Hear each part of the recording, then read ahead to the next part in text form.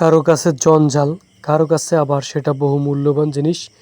তো আপনারা যে দেখতে পাচ্ছেন আমাদের এই পুকুরটাতে কিন্তু প্রচুর পরিমাণে ফেনা হয়েছে। আমাদের এই অঞ্চলে এইগুলোকে ফেনা বলে, গুড়ি ফেনা। তো পুকুরটা আর কি আমরা সাজাতে চাচ্ছিলাম, বৃষ্টির পানিতে আর কি মোটামুটি পানি হয়েছে, সেচ দেওয়া হয়েছিল। তো এখন পর্যন্ত আমরা মাছ ছাড়তে পারি নাই, কেবল প্রস্তুতি চলতেছে। এমতো অবস্থায় অল্প কিছু ফেনা কিন্তু ছিল। বৃষ্টি পাওয়ার সাথে সাথে কি বলবো যে 5 দিনের মধ্যে সম্পূর্ণ আমাদের পুকুরটি কিন্তু এই ফেনাতে ভরে গেছে। এমতো অবস্থা আপনারা যে কাজটা করে থাকেন, আপনাদের অনেকের পুকুরেই দেখা যায় পুকুর আপনারা হেসার পরে শুকানোর পরে কিনা বৃষ্টির পানি অথবা আপনারা সেচের মাধ্যমে পানি দিয়ে থাকেন, তো হঠাৎ করে দেখা যায় মাছ ছাড়তে ছাড়তে ফেনা হয়ে যায়। ফেনা হয়ে একসময় দেখা যায় সম্পূর্ণ আপনারা ভরে যায়। তো অনেকে মনে করেন যে এইগুলোর ভিতরে যদি মাছ ছেড়ে দেই তাহলে মাছে ফেনাগুলো খেয়ে ফেলবে, হ্যাঁ, ওদিকে মাছের খাবারও হবে এবং আপনার ফেনা পরিষ্কার হয়ে যাবে। আসলে এই কাজটা কখনোই আপনারা করবেন না। অনেকে আবার কি করে, আপনারা গ্লাস কাপ মাছ, সরপুঁটি মাছ, এগুলোতে এই সব ফেনাটা সবচেয়ে বেশি খায়, তেলাপিয়া। তো সেই হিসাব করে আপনারা যখন পুকুর সম্পূর্ণ ফেনায় ভরা থাকে ওর মধ্যে আপনারা ছেড়ে দেন। এতে কিন্তু আপনার মাছ মারা যাওয়ার সম্ভাবনা সবচাইতে বেশি থাকে। সেগুলো মারা গেলেও কিন্তু আপনি দেখবেন না, ফেনার নিচে পড়ে থাকবে, পচে নষ্ট হয়ে যাবে। তো আসলে এই জন্য আপনারা যে কাজটা করবেন, বাঁশ দিয়ে অথবা আপনার কলা গাছের ফাতরা গিরিয়ে অথবা আপনার পাইপ বা নেট দিয়ে আপনাদের যদি এরকম ফেনা হয়ে থাকে সেগুলোকে একটা সাইডে চাপাই আনবেন। পুকুরে আপনার যে টোটাল জায়গা আছে সেই জায়গার অর্ধেকেরও বেশি বা এক কর্নারে চাপাই আনবেন, চাপাই রাখবেন। রাখার পরে আপনারা কি করবেন, বাদ বাকি যে জলা যখন মানে অনেক জায়গা জলা হয়ে যাবে, প্রচুর অক্সিজেন পাবে, এমতো অবস্থা আপনারা মাছ ছাড়লে দেখা যাবে আপনার মাছে খাবার হিসাবে ফেনাটাও খেতে পারবে, আপনার মাছও মারা যাবে না, হ্যাঁ, মাছও ভালো থাকবে। এই পদ্ধতিটি আপনারা ব্যবহার করতে পারেন। তো আপনারা দেখতে পাচ্ছেন যে আমরা কিন্তু আমাদের পুকুরের ফেনাগুলোকে কিন্তু আপনার তো ফেনাগুলো কিন্তু আমরা ঠিক আছে এক জায়গায় করে নেব। তো নেওয়ার পরে আমরা কি করব, চুন দিয়ে দেব। চুন দিয়ে দেওয়ার পরে কিন্তু পানিটা যখন মোটামুটি পরিষ্কার আসবে তখন কিন্তু আমরা মাছ ছাড়ার প্রস্তুতি নেব। অনেক সময় দেখা যায় আপনার কিছুদিন ফেনা এরকম পুকুরে থাকার কারণে পানি কিন্তু কালো হয়ে যায়, নষ্ট হয়ে যায় এবং অন্য কালার ধারণ করে।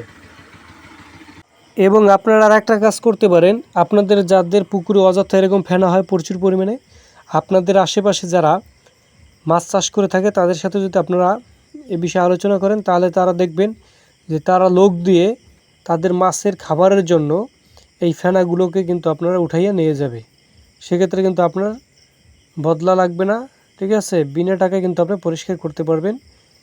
আর যারা আবার এই ফেনাগুলোকে সংগ্রহ করে তারপরে পুকুরে নিয়ে ছাড়েন তাদের ক্ষেত্রেও আমরা একটা জিনিস বলবো, সেটা বাঁশ দিয়ে অথবা নেট দিয়ে আপনারা অথবা আপনার এই কলা গাছের ফাতরা বেঁধে অথবা পাইপ দিয়ে যেভাবে হোক এক কর্নারে আটকাবেন।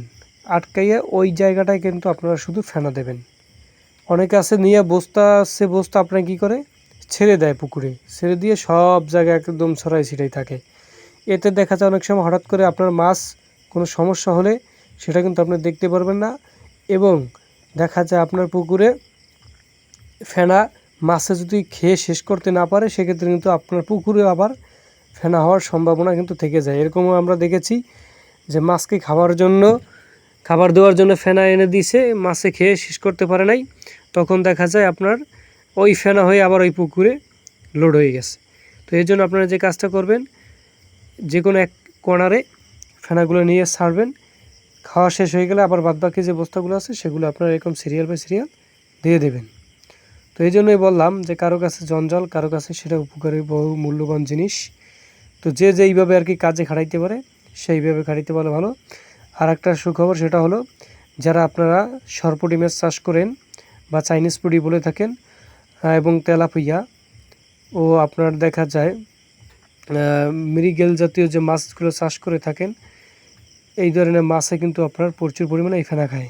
তো আশা করি আপনারা আমার কথাগুলো বুঝতে পেরেছেন এবং এই নিয়ম অনুযায়ী যদি আপনারা করতে পারেন ইনশাল্লাহ ভালো কিছু ফলাফল আশা করতে পারবেন। মাছের ব্যবসাটা কিন্তু খারাপ না, এতে লোকসানের সংখ্যা একেবারে কম, পোলট্রি সেক্টরের চেয়ে অনেকটাই নিরাপদ এবং অনেকটাই ভালো। তো নিরাপদে মাছ চাষ করুন এবং এই খাবারটা কিন্তু আপনারা একদম কম মূল্যে পেয়ে যাবেন। ঠিক আছে, আপনার এক বস্তা ফিডে কিন্তু অনেক টাকা। এক বস্তা ফিডে কিন্তু এই আর 2 বস্তা ফেনার চেয়েও কিন্তু কম না।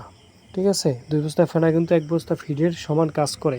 তো এটা যদি আপনারা খাওয়াতে পারেন তাহলে আপনার কিন্তু অল্প টাকার মধ্যে প্রচুর পরিমাণে কিন্তু মাছ বলে এই ফেনাটা খেলে আপনার অনেক উপকার হবে। ধন্যবাদ।